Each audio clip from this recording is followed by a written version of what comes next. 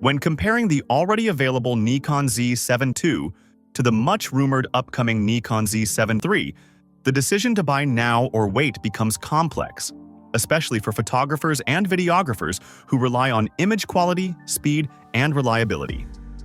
Both cameras target professionals and enthusiasts alike, but the rumored improvements in the Z7 III hint at a generational leap that may significantly change the user experience. Let's break down what each camera offers across key areas, while considering whether it's worth the wait or not.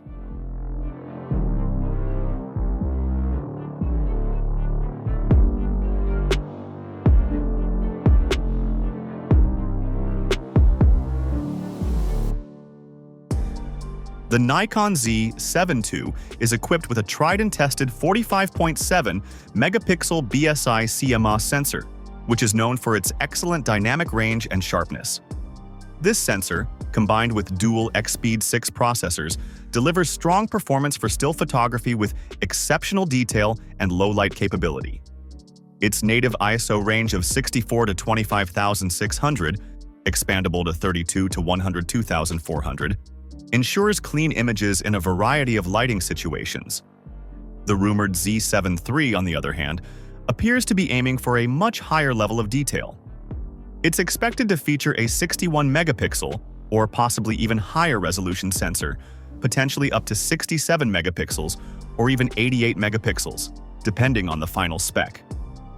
This leap in resolution would put it closer to Sony's Alpha 7 RV or even the Alpha 1 series in terms of sheer pixel count. The partially stacked sensor architecture being rumored for the Z7 III is also significant. It could allow for faster readout speeds, which reduce rolling shutter and improve subject tracking.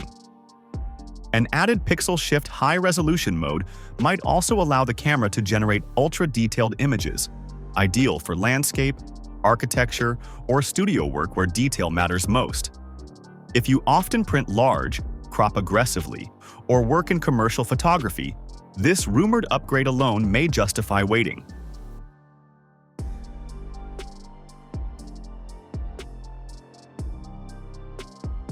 The Nikon Z7 II features a 493-point hybrid autofocus system, which includes eye detect AF.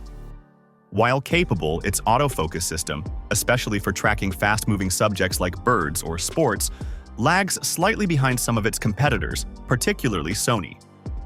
The Z7 III is rumored to include AI-based subject detection, potentially improving real-time tracking of people, animals, and vehicles. Nikon made big strides with the Z8 and Z9 in this area, so if that AI autofocus trickles down to the Z7 III, it would mark a major leap. Additionally, the burst rate is expected to rise to 20 frames per second, doubling the Z7 II's 10 frames per second speed. Combined with a reportedly improved buffer, this could make the Z7 III far more suitable for action, wildlife, and sports shooters, a group that may have previously leaned more toward the Z6 series or other brands entirely.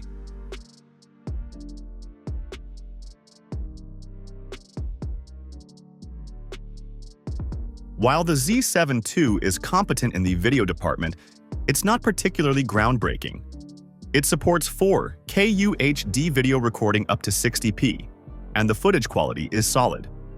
However, it lacks many high-end features demanded by professional videographers, such as internal 10-bit recording or RAW formats without external recorders. In contrast, the Z7 III seems poised to elevate Nikon's video game. The inclusion of 8K video at 30p, 4K at 60p, and 10-bit internal recording suggests Nikon is targeting hybrid shooters much more seriously. The potential support for ProRes RAW would offer massive flexibility in post-production, making this camera a real contender for serious video work. For creators who shoot both photos and videos or plan to dive deeper into high-quality filmmaking, this may be a compelling reason to wait.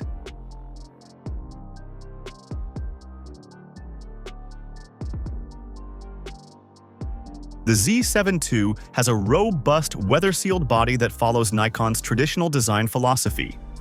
It features a 3.2-inch tilting touchscreen, 3.69 million dot electronic viewfinder, and is compatible with Nikon's MBN11 battery grip. It also features dual card slots, one CF Express Type B and one UHS-2 SD, providing fast storage options and redundancy. The Z7 III is expected to retain that strong build quality but improve usability. The rumored 4-axis tilting touchscreen would offer more flexible viewing angles, particularly helpful for video shooting and low-high-angle compositions. The dual UHS-2 SD card slots, instead of a mix of CF Express and SD, may improve convenience for users who want consistent and affordable storage options, although they may lack the ultra-fast speeds of CF Express. Still, this shift suggests Nikon is designing for flexibility and cost efficiency. Also notable is the rumored inclusion of an improved IBIS, in-body image stabilization system, offering up to 8 stops of stabilization, which would be a noticeable improvement over the Z7 II and a welcome feature for handheld shooters. Built-in content authentication is another forward-thinking addition, especially valuable for professionals working in journalism or law enforcement, where image integrity is crucial.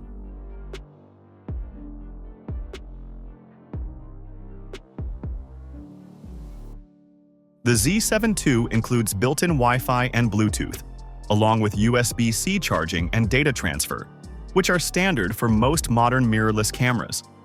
However, its wireless transfer speed and stability are average and not on par with what some professionals need for a faster workflow. The Z7 III is rumored to improve in this area with 5 GHz Wi-Fi, offering much faster transfer rates and more reliable remote shooting or tethering capabilities. This could be especially important for studio photographers, media teams, or sports shooters who need to transfer files quickly on location.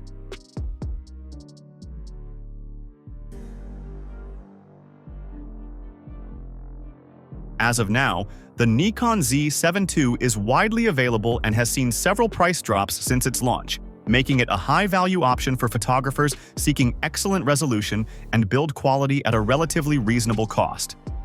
It remains a highly capable tool for professional and enthusiast users alike, particularly those focused on still photography.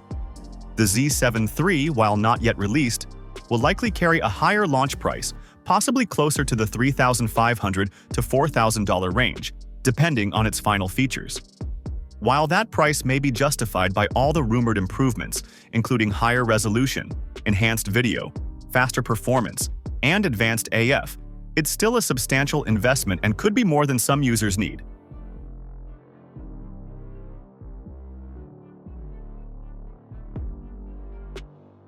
If you need a high-resolution full-frame mirrorless camera right now, the Nikon Z7 II remains a strong and well-rounded choice. It offers excellent image quality, good autofocus, and solid video capabilities at a relatively mature and stable price point. For still photographers, particularly landscape, portrait, or studio shooters, the Z7 II delivers reliable performance and is available without delay. However, if your work involves fast action, professional video production, or you desire the highest resolution possible, then waiting for the Nikon Z7 III could be worthwhile. The rumored upgrades in sensor technology, video capabilities, and autofocus are substantial and could redefine what the Z7 line can do. While rumors should always be taken with a degree of caution, the consistent direction of Nikon's innovation in the Z8 and Z9 suggests these improvements are not far-fetched. Ultimately, the choice depends on your current needs and workflow. If your gear can hold out a bit longer, the Z7 III may be the leap forward you've been waiting for. If not, the Z7 II continues to be a professional-grade tool that will serve you well today and into the future.